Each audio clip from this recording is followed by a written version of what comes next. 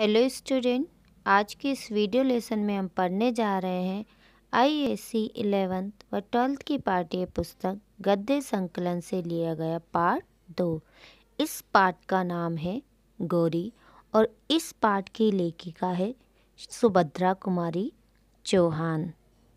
Student, इस पाठ को पढ़ने से पहले हम सुभद्रा कुमारी चौहान का संक्षिप्त परिचय पढ़ते हैं। स्वतंत्रता संग्राम की सक्रिय सेनानी तथा राष्ट्रीय चेतना की अमर गायिका श्रीमती सुभद्रा कुमारी चौहान का जन्म 16 अगस्त सन 1904 में इलाहाबाद में हुआ था। देश की स्वतंत्रता के आंदोलन में भाग लेने के कारण इन्हें कई बार जेल यात्रा भी करनी पड़ी थी।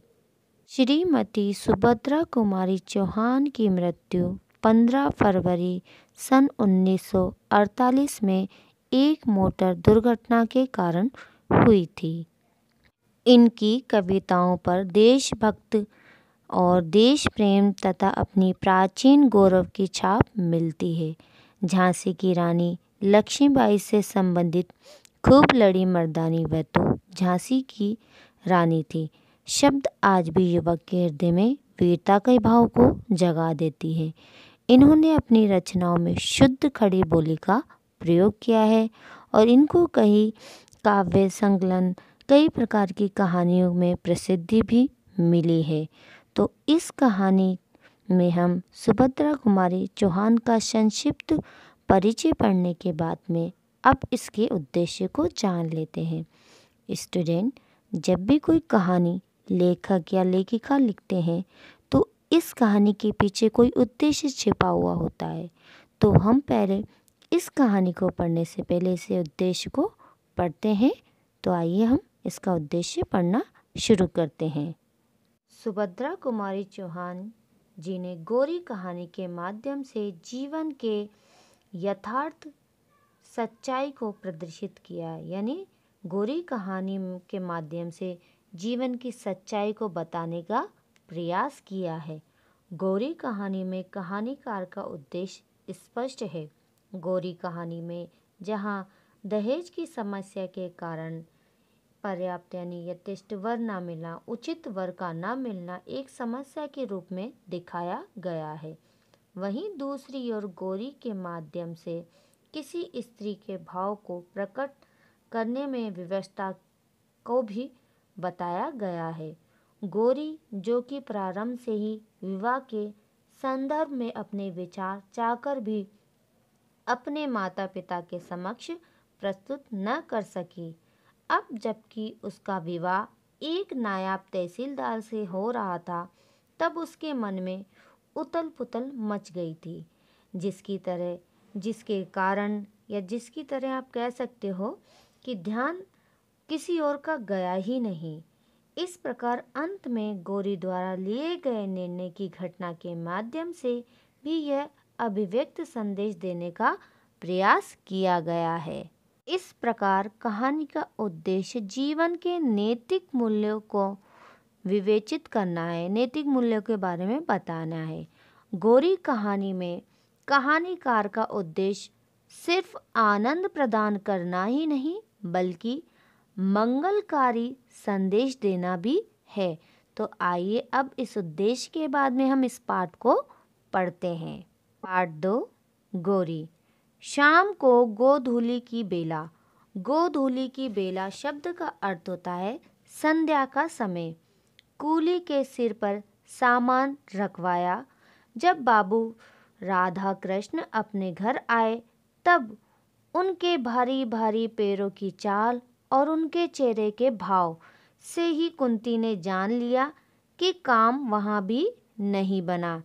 तो यहाँ पर राधा कृष्ण किसी कार्य के लिए गए थे, लेकिन वह कार्य नहीं बनने के कारण उनकी पत्नी कुंती ने उनके पाँव की चाल से और उनके चेहरे के भाव से पहचान लिया कि जिस कार्य के लिए वो गए थे वो कार्य वहाँ नहीं हुआ। कूली ने सिर पर से बिस्तर उतरवाकर बाबू साहब ने उसे कुछ पैसे दे दिए, यानी कूली के सिर पर सामान उतरवाया और फिर बाबू साहब ने उसको कुछ पैसे दे दिए।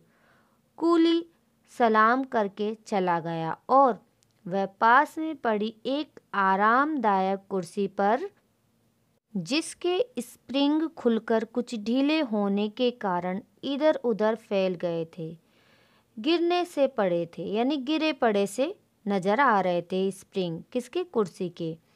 उनकी इस प्रकार बैठने से स्प्रिंग आपस में टकरा गए, जिससे एक प्रकार की झन झन की आवाज़ हुई। पास ही बैठे कुत्ते ने कान उठाकर इधर उधर देखा, फिर भो भो कर कर भौंकने उठा, यानी भो भो कर कर भौंकने उठा आवाज़ सुनने के बाद में। इसी समय उनकी पत्नी कुंती ने कमरे में प्रवेश किया। काम की सफलता या असफलता, सफलता शब्द का अर्थ होता है जीत, असफलता शब्द का अर्थ होता है हार, के बारे में कुछ भी न पूछकर कुंती ने नम्र सुर में कहा, चलो हाथ मुंह धो लो, चाय तैयार है। चाय? राधा कृष्ण चौंक से पड़े, यानी चौंक कर उन्होंने कहा, चाय के लिए तो मैंने कहा ही नहीं था। नहीं कहा तो क्या हुआ, पी लो चलकर, कुंती ने आग्रहपूर्वक कहा, यानी जोर देकर कहा।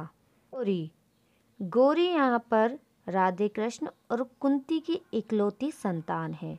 अपराधनी, अपराधनी शब्द का अर्थ होता है कसूरवार, की भांति माता पिता दोनों की दृष्टि से बचती हुई पिता के लिए चाय तैयार कर रही थी। उसे ऐसा लग रहा था कि पिता की सारी कठिनाइयों की जड़ वही है। न वह होती और न पिता को विवाह की चिंता में इस प्रकार स्थान स्थान घूमना पड़ता।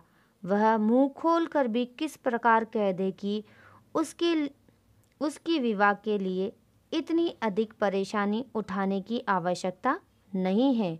माता पिता चाहे जिसके साथ उसका विवाह कर दे या शादी कर दे, वह सुखी रहेगी, न करे तो भी वह सुखी रहेगी। जब विवाह के लिए उसे जरा भी चिंता नहीं, तब माता पिता इतने परेशान क्यों रहते हैं। गौरी यही न समझ पाती, यानी ये बात वह समझ नहीं पा रही थी।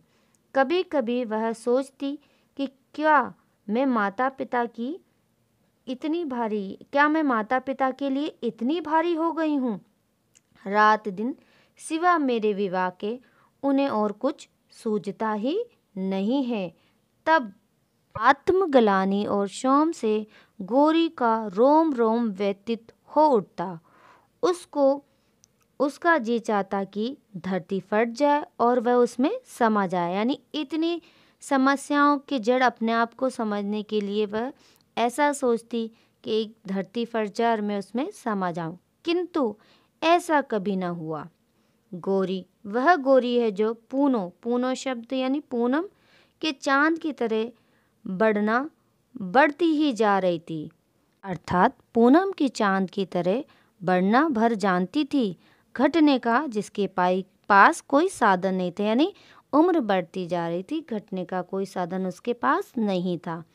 राधे कृष्ण के लिए चिंता की सामग्री हो गई थी।